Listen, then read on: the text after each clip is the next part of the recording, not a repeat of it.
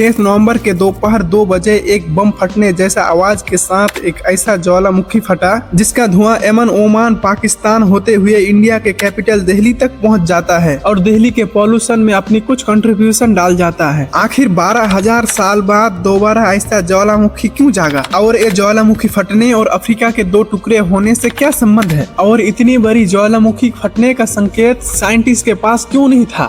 इन सब के आंसर जानने से पहले हमें ये जानना होगा ये वोल्केनो यानी ज्वालामुखी बनते कैसे हैं। जमीन के अंदर माउंटेन रॉक होता है यानी कि मग्मा। अर्थ के नीचे बहुत ज्यादा प्रेशर प्लस हीट होती है, वहाँ पिघला हुआ पत्थर होता है जिसे मग्मा बोलते हैं। हमारा जमीन एक टुकड़ा नहीं बल्कि 7 से 8 बड़े प्लेट्स में बटी हुई है।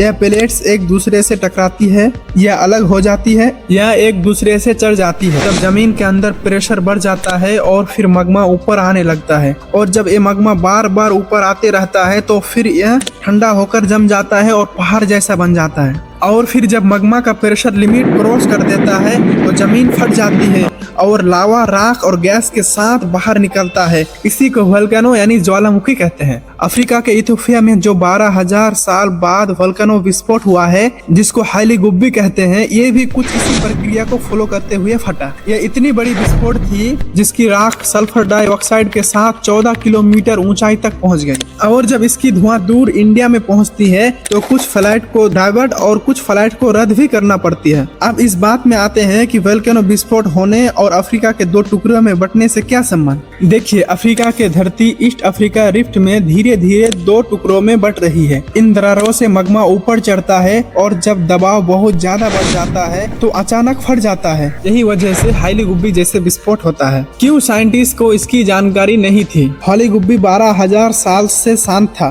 और इथियोपिया के यह वोल्केनो बहुत दूर आइसोलेटेड एरिया में है, इसीलिए साइंटिस्ट को एग्जैक्ट टाइमिंग का ताकत पहले से पता नहीं लग पाया। हाइली गुब्बी का विस्फोट ये याद दिलाता है कि परिस्थिति हमेशा बदलते रहता है। हजारों साल से शांत रहने वाले वोल्केनोज भी अचानक फट सकती है और धरती की ताकत इंसानों के समझ से कई ज्यादा है। अगर आपको ये वीडियो पसंद आया, लाइक, सब्सक्राइब और शेयर करो ताकि दूसरे लोग भी जान सके।